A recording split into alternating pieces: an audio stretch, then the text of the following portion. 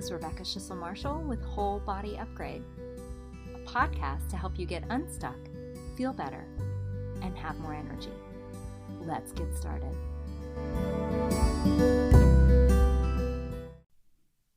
Hello, my friends. It's so good to be back with you today. Before we begin, I just want to acknowledge that I'm recording this on the land of the Creek and the Cherokee people in what is now known as Athens, Georgia. I've been wanting to just make that acknowledgement and decided that today was a good day to start with that. So today we're going to be talking about this idea or the problem with what I see a lot in our culture of treating yourself. Last week, I was talking about what to do when things are really difficult, when everything hits the fan. And I think this is what most people do. And what triggered me actually talking about that last week was my own challenges. I had been really having a hard time. And I think what a lot of people do is when they're challenged, they look to what they call self-care. And this is where the trouble is that society has created this vision or version of what self-care is, and it's not really self-care. And then we wonder why it doesn't last very long. We wonder why we actually don't feel better after self-care. What I see is reaching for Starbucks or chocolate cake or a manicure or a pedicure. And there's nothing wrong with any of them. I think the problem is when we label that self-care. When we think the chips and salsa with a double mocha skinny latte, I don't know, I don't go to Starbucks, so I don't know what they're called. But when we think of that as self-care, and then we think, I'm doing all my self-care, why do I not feel better? And that's what a lot of the people who come to me say is, I just don't know what to do. I just want to feel better. The message that comes out, why do people think that self-care is something that it's not? Well, we look a lot to this in advertising, right? Whether it be or on social media. And then it gets perpetuated that, oh, this is what self-care is supposed to be. And we're looking to the wrong places. So the people who are trying to make money off of us are selling ice cream sundaes or double mocha lattes or chocolate cake or Cinnabons or, all of these beautifully rich, delicious foods that actually don't nurture or care for us. Then it's not self-care. It's empty calories for your body and it's empty calories for your soul. And that is something that when the students come into my class and they're looking for ways to relieve stress and they don't understand why the Netflix binge isn't working to help relieve their stress. They think, well, I'm treating myself. I had a rough day, a glass of wine, a binge on Netflix, and a tub of ice cream, right? I'm treating myself. What I'd like to point out is that it's the problem of understanding what self-care is. So let's unpack this a little bit. Let's take a little bit more of a deeper dive. So what is treating yourself? What is taking care? Well, it doesn't look like what we think it is. It's hard to sell, which is why we don't see it in our culture. It's hard to sell processing our emotions. As one example, right? Processing our emotions is actually self-care because when we have a really hard day and we come home at the end and we are like, that sucked. That was a really hard day. Where's the wine? Where's the tub of ice cream? Where are the cookies that I need so that I feel better? I have that emotional hit of feeling good, and yet it doesn't last. That's a temporary fix. And then we just need more of that. And really what we're doing is numbing our emotions. When we have a bad day, and we have that emotion that comes up. By processing the emotion, it doesn't necessarily feel good in the moment, but it helps, it supports us, it nurtures us in the long term, right? When we come home and we go, that was really tough. Okay, what am I feeling? Well, I'm feeling sad. Why am I feeling sad? Well, because this project that I've been working on didn't turn out the way I wanted to, or I didn't feel valued at work, or, there could be 100 other things. I didn't get what I wanted.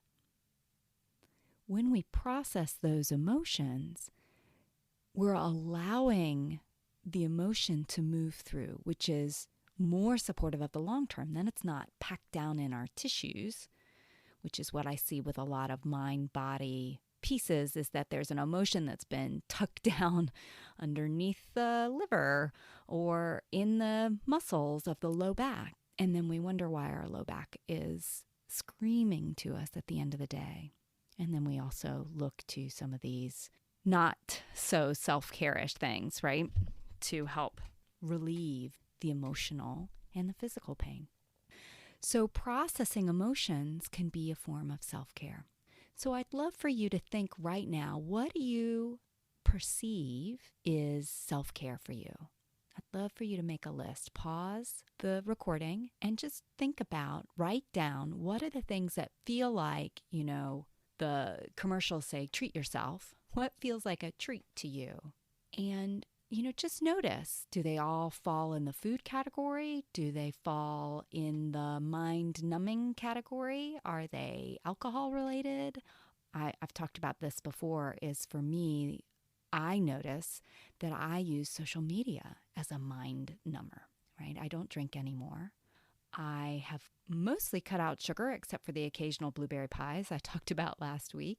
And so I'm not using food, I'm not using sugar, I'm not using Netflix, I'm not using alcohol. And so my mind is looking for a mind number, especially during the pandemic, right? Things are tough.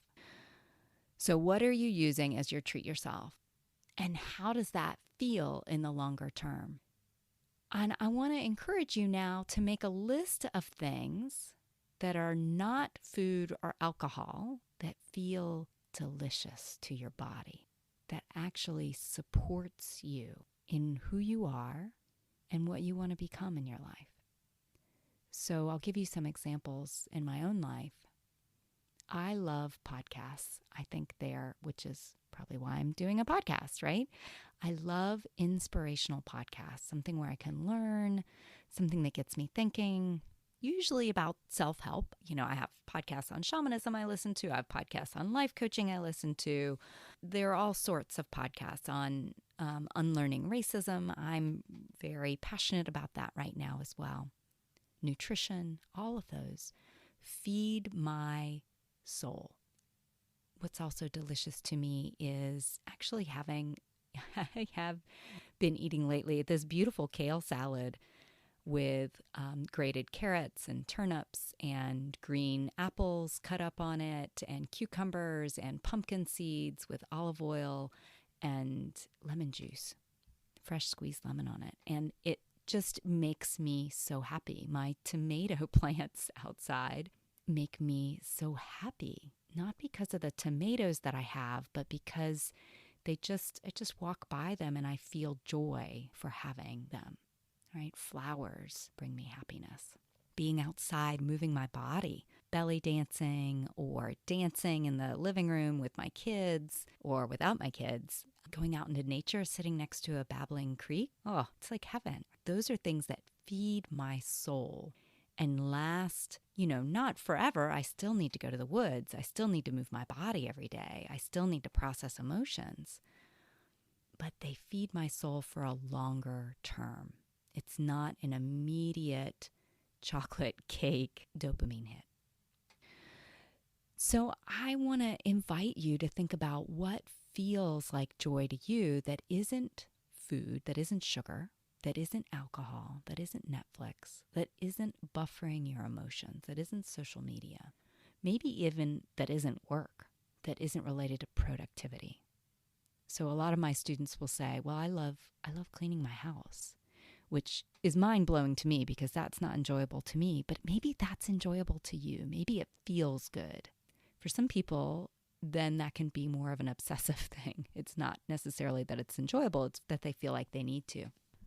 And I see that with a lot of self-care is like, well, self-care is I have to get my nails done and my hair done. And it's more like a society standard than what really feels delicious to them. So that's my definition of self-care, is something that nourishes you, that supports you, who you are now and who you want to be. So for me, another one that falls under that is meditation and mindfulness. Those are huge self-care items. In fact, they're non-negotiable self-care for me. Because if I'm not meditating pretty much every day, then I notice I just don't feel as good physically, mentally, emotionally. So this push in society to treat yourself, oh, come on, you deserve it, right? You deserve a little something, something, whatever that might be. I really want you to question that. Listen to the voice in your head, right? This is what I usually notice, is that the voice will say, oh, come on. You know you had a rough day. You deserve a little ice cream. That little voice is the one to be paying attention to, because you'll notice that that little voice, when you're like, oh yeah, I deserve it. I'm going to treat myself to the extra large French fries. I'm going to treat myself to the extra large dessert. I'm going to treat myself to 2 hours of Netflix. Is I want you to notice that little voice, what it says when you do whatever it is it told you to do, and notice what comes up. My experience is that voice comes in and then says, after you've eaten the piece of blueberry pie, chocolate cake, right? It's talked you into it. And then the voice comes in and says, I can't believe you ate the whole thing. You have no self-control. Usually something not kind, right? The voice comes in and says something incredibly, usually what is on the edge of abusive, right? Our own voices in our head. So I want you to notice this, because this is the pieces to it, right? This is self-care. Being kind and loving to yourself. Being as compassionate with yourself. So maybe you do have the cake. Maybe you do have the ice cream. And then you hear the voice come in and say, whatever. You are so fill in the blank. I would love for you to notice that and say, oh, isn't that interesting? Isn't that interesting?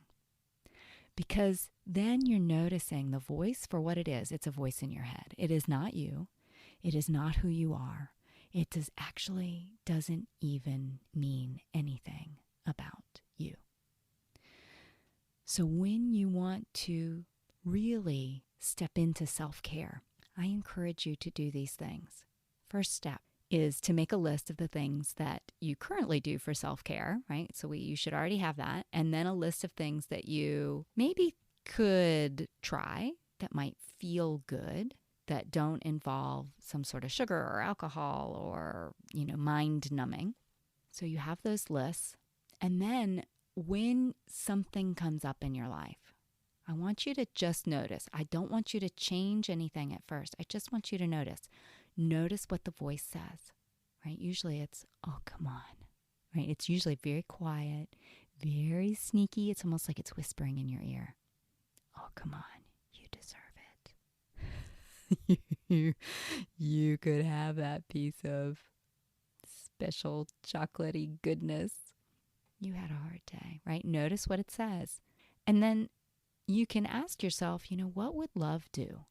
What would love do in this moment? And love might mean eating that chocolate cake at this time, but then watch how the voice comes in afterwards, right? So you don't have to change anything. This is about awareness. This is about bringing the awareness to your emotions. What are you feeling, right? What comes up? Notice what the mind says. Notice what you're feeling in your body. And what is that little voice? What is that little voice saying that you need to do? And what does it say afterwards? right? Write it down. Because this is where the magic starts happening. This is where self-care begins.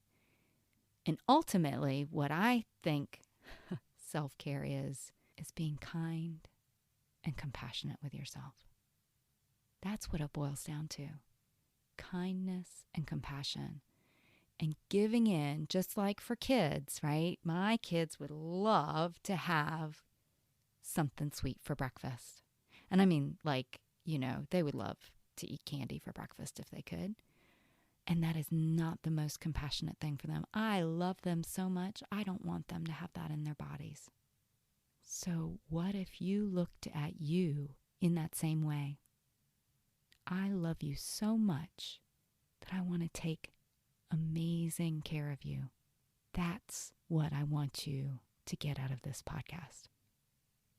I want you to love and care for yourself in a way that you would care for your own children.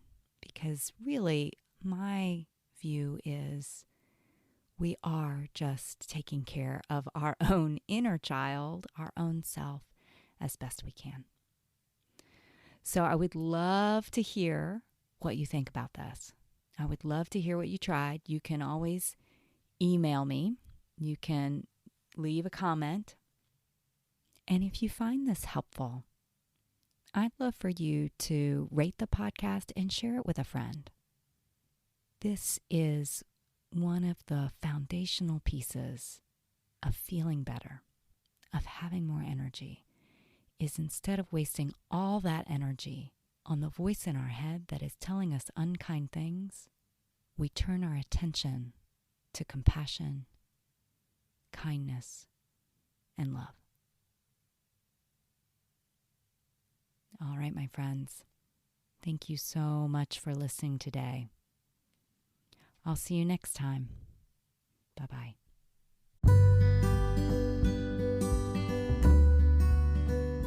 Thanks for joining me on this episode of Whole Body Upgrade.